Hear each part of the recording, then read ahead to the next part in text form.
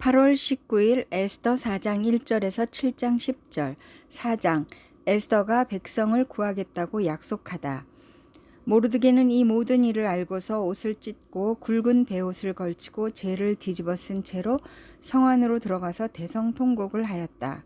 그런데 굵은 베옷을 입고서는 어느 누구도 대궐 문 안으로 들어갈 수 없었으므로 그는 대궐 문 밖에 주저앉았다. 왕이 내린 명령과 조서가 전달된 지방마다 유다 사람들은 온통 탄식하고 금식하며 슬프게 울부짖었다. 모두들 굵은 베옷을 걸치고서 제 위에 누웠다. 에스더의 시녀들과 내시들이 에스더에게 가서 모르드게가 당한 일을 말하니 왕후는 크게 충격을 받았다.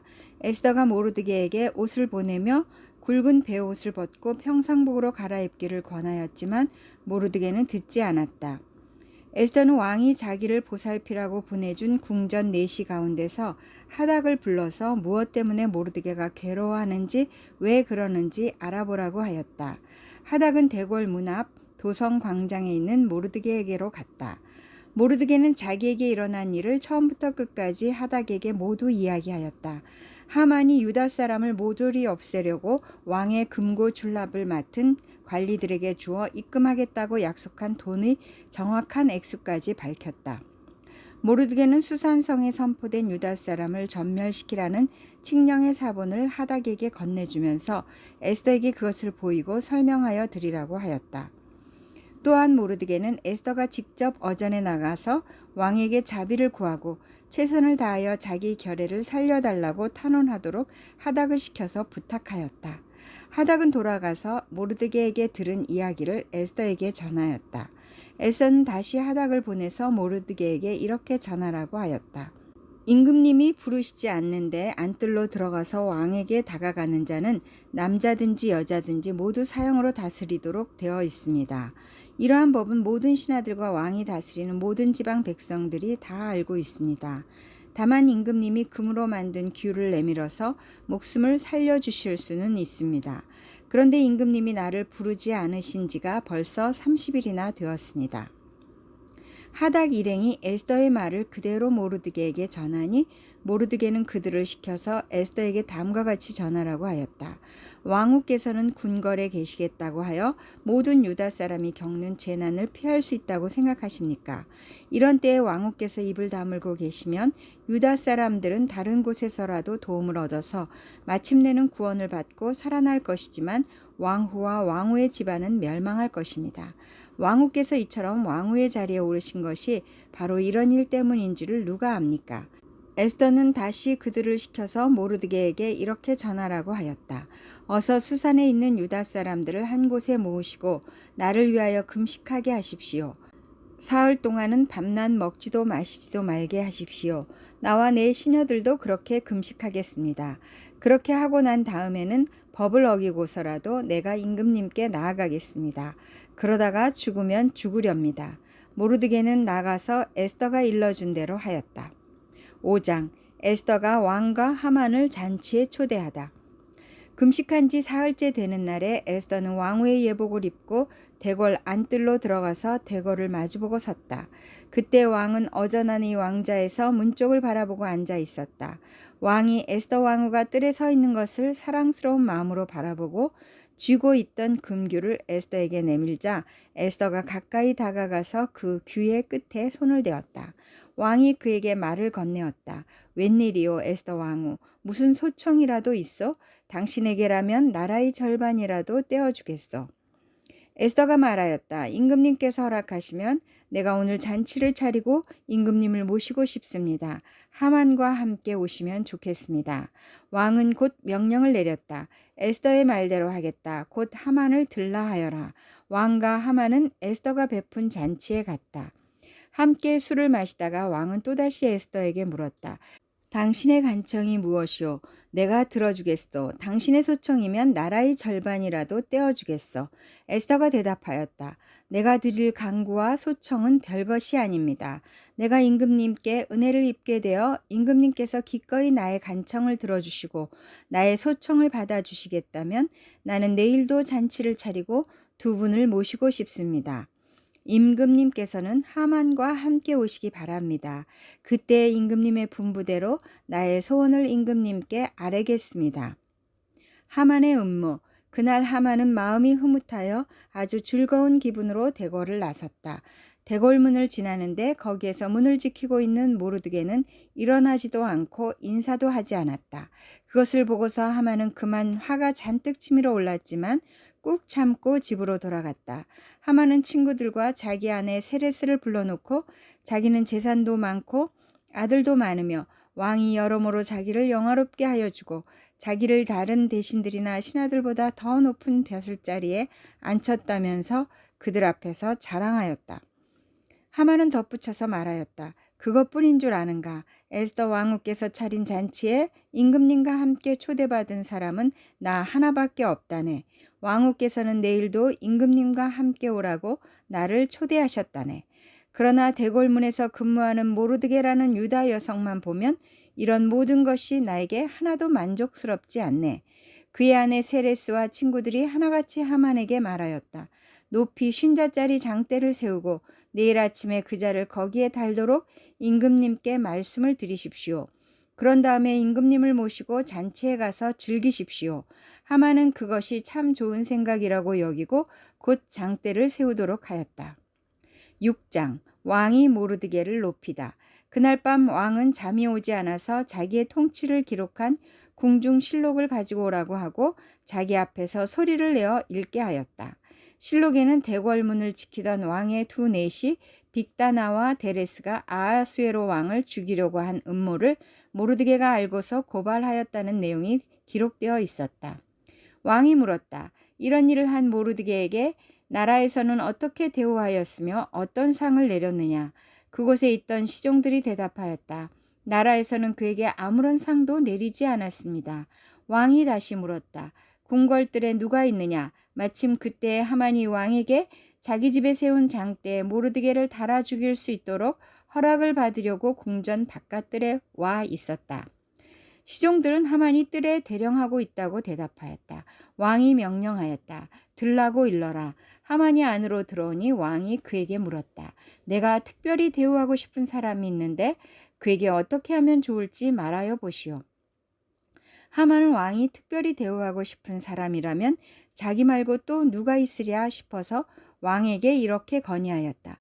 임금님께서 높이고 싶은 사람이 있으시면 먼저 임금님께서 입으시는 옷과 임금님께서 타시는 말을 내어오게 하시고 그 말의 머리를 관으로 꾸미게 하신 뒤에 그 옷과 말을 왕의 대신 가운데 가장 높은 이의 손에 맡기셔서 임금님께서 높이시려는 그 사람에게 그 옷을 입히시고 그 사람을 말에 태워서 성안 거리로 지나가게 하시는 것이 좋겠습니다. 말을 모는 신하에게는 임금님께서는 높이고 싶어 하시는 사람에게 이렇게까지 대우하신다 하고 외치게 하심이 좋을 듯합니다. 왕이 하만에게 명령하였다. 곧 그대로 하시오. 대궐문에서 근무하는 유다 사람 모르드게에게 내 옷과 말을 가지고 가서 경이 말한 대로 하여 주시오. 경이 말한 것들 가운데서 하나도 빠뜨리지 말고 그대로 하도록 하시오. 하만이 왕의 옷과 말을 가지고 가서 모르드게에게 옷을 입히고 또 그를 말에 태워 성안 거리로 데리고 나가서 임금님께서는 높이고 싶어 하시는 사람에게 이렇게까지 대우하신다 하며 외치고 다녔다. 그런 다음에 모르드게는 대궐 문으로 돌아왔고 하만은 근심이 가득한 얼굴을 하고서 달아나듯이 자기 집으로 가버렸다. 하만은 아내 세레스와 모든 친구에게 자기가 방금 겪은 일을 자세하게 이야기하였다. 그의 슬기로운 친구들과 아내 세레스가 그에게 말하였다. 당신이 유다 사람 모르드게 앞에서 무릎을 꿇었으니 이제 그에게 맞설 수 없소. 당신은 틀림없이 망할 것이요. 하만의 몰락. 말이 채 끝나기도 전에 내시들이 와서 에스더가 차린 잔치에 하만을 급히 데리고 갔다. 7장. 왕과 하만은 에스더 왕후가 차린 잔치에 함께 갔다. 둘째 날에도 술을 마시면서 왕이 물었다. 에스더 왕후, 당신의 간청이 무엇이오? 내가 다 들어주겠소. 당신의 소청이 무엇이오? 나라의 절반이라도 떼어주겠소. 에스더 왕후가 대답하였다. 임금님, 내가 임금님께 은혜를 입었고 임금님께서 나를 어여삐 여기시면 나의 목숨을 살려주십시오. 이것이 나의 간청입니다. 나의 결례를 살려주십시오. 이것이 나의 소청입니다. 나와 내 결례가 팔려서 망하게 되었습니다. 살육당하게 되었습니다. 다 죽게 되었습니다. 우리가 남종이나 여종으로 팔려가기만 하여도 내가 이런 말씀을 드리지 않을 것입니다. 그만한 일로 임금님께 걱정을 끼쳐드리지는 않을 것입니다. 아하수에로 왕이 에스더 왕후에게 물었다. 그 자가 누구요? 감히 그런 일을 하려고 마음을 먹고 있는 자가 어디에 있는 누구인지 밝히시오. 에스더가 대답하였다. 그 대적 그 원수는 바로 이 흉악한 하만입니다. 에스더의 대답이 떨어지자마자 하만은 왕과 왕후 앞에서 사색이 되었다. 화가 머리끝까지 오른 왕은 술잔을 내려놓고서 자리에서 일어나 왕궁 안뜰로 나갔다. 하만은 왕이 자기에게 벌을 내리기로 마음먹은 것을 알고서 그 자리에 남아서 에스더 왕후에게 목숨만 살려달라고 애걸하였다. 왕이 안뜰에서 술자리로 돌아와 보니 하만이 에스더가 눕는 침상에 엎드려 있었다. 이것을 본 왕은 내가 집안에 왕후와 함께 있는데도 저놈이 왕후를 범하려고 하는구나 하고 소리쳤다. 왕의 입에서 이 말이 떨어지자마자 내시들이 달려들어서 하만의 얼굴을 가렸다. 그때 왕을 모시는 내시들 가운데 한 사람인 하르보나가 말하였다. 하만이 자기 집에 높이 50자짜리 장대를 세워놓았습니다. 그것은 임금님을 해치려는 자들을 제때에 고발한 모르드게를 매달아 죽이려고 세운 것입니다. 그때 왕이 명령을 내렸다. 하만을 거기에 매달아라. 사람들은 하만이 모르드게를 매달려고 세운 바로 그 장대에 하만을 매달았다. 그런 다음에야 비로소 왕의 분노가 가라앉았다. 고린도전서 12장 1절에서 26절, 12장 성령의 선물. 형제자매 여러분, 신령한 은사들에 대하여 여러분이 모르고 지내기를 나는 바라지 않습니다. 알다시피 여러분이 이방 사람일 때에는 여러분은 이리저리 끄는 대로 말 못하는 우상에게로 끌려다녔습니다. 그러므로 나는 여러분에게 알려드립니다.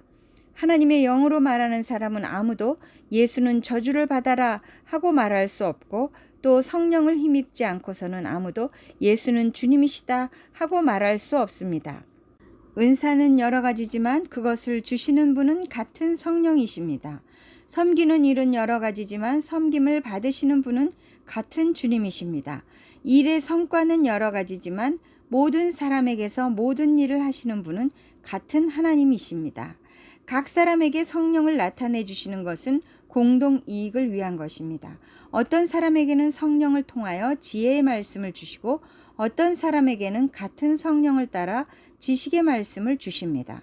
어떤 사람에게는 같은 성령으로 믿음을 주시고 어떤 사람에게는 같은 성령으로 병 고치는 은사를 주십니다. 어떤 사람에게는 기적을 행하는 능력을 주시고 어떤 사람에게는 예언하는 은사를 주시고 어떤 사람에게는 영을 분별하는 은사를 주십니다. 어떤 사람에게는 여러 가지 방언을 말하는 은사를 주시고 어떤 사람에게는 그 방언을 통역하는 은사를 주십니다. 이 모든 일은 한 분이신 같은 성령이 하시며 그는 원하시는 대로 각 사람에게 은사를 나누어 주십니다. 하나인 몸과 많은 지체들. 몸은 하나이지만 많은 지체가 있고 몸의 지체는 많지만 그들이 모두 한 몸이듯이 그리스도도 그러하십니다. 우리는 유대 사람이든지 그리스 사람이든지 종이든지 자유인이든지 모두 한 성령으로 세례를 받아서 한 몸이 되었고 또 모두 한 성령을 마시게 되었습니다. 몸은 하나의 지체로 되어 있는 것이 아니라 여러 지체로 되어 있습니다. 발이 말하기를 나는 손이 아니니까 몸에 속한 것이 아니다 한다고 해서 발이 몸에 속하지 않은 것이 아닙니다. 또 귀가 말하기를 나는 눈이 아니니까 몸에 속한 것이 아니다 한다고 해서 귀가 몸에 속하지 않은 것이 아닙니다. 온몸이 다 눈이라면 어떻게 듣겠습니까? 또 온몸이 다 귀라면 어떻게 냄새를 맡겠습니까? 그런데 실은 하나님께서는 원하시는 대로 우리 몸에다가 각각 다른 여러 지체를 두셨습니다. 전체가 하나의 지체로 되어 있다고 하면 몸은 어디에 있습니까? 그런데 실은 지체는 여럿이지만 몸은 하나입니다. 그러므로 눈이 손에게 말하기를 너는 내게 쓸데가 없다 할 수가 없고 머리가 발에게 말하기를 너는 내게 쓸데가 없다 할 수 없습니다. 그뿐만 아니라 몸의 지체 가운데서 비교적 더 약하게 보이는 지체들이 오히려 더 요긴합니다. 그리고 우리가 덜 명예스러운 것으로 여기는 지체들에게 더욱 풍성한 명예를 덧입히고 볼품없는 지체들을 더욱더 아름답게 꾸며줍니다. 그러나 아름다운 지체들은 그럴 필요가 없습니다. 하나님께서는 몸을 골고루 짜 맞추셔서 모자라는 지체에게 더 풍성한 명예를 주셨습니다. 그래서 몸에 분열이 생기지 않게 하시고 지체들이 서로 같이 걱정하게 하셨습니다. 한 지체가 고통을 당하면 모든 지체가 함께 고통을 당합니다. 한 지체가 영광을 받으면 모든 지체가 함께 기뻐합니다. 시편 94편 8절에서 13절. 백성 가운데서 미련한 자들아 생각해 보아라. 어리석은 자들아 너희는 언제까지 슬기로워지겠느냐. 귀를 지어주신 분이 들을 수 없겠느냐. 눈을 빚으신 분이 볼 수 없겠느냐. 문 나라를 꾸짖으시는 분이 벌할 수 없겠느냐. 무사람을 지식으로 가르치는 분에게 지식이 없겠느냐. 주님께서는 사람의 속생각이 허무함을 아신다. 주님께서 꾸짖으시고 주님의 법으로 친히 가르치시는 사람은 복이 많은 사람입니다. 이런 사람에게는 재난이 날에 벗어나게 하시고 악인들을 묻을 무덤을 팔 때까지 평안을 주실 것입니다. 잠언 21장 21절에서 22절. 정의와 신의를 좇아서 살면 생명과 번영과 영예를 얻는다. 지혜로운 사람은 용사들이 지키는 성에 올라가서 그들이 든든히 믿는 요새도 무너뜨린다.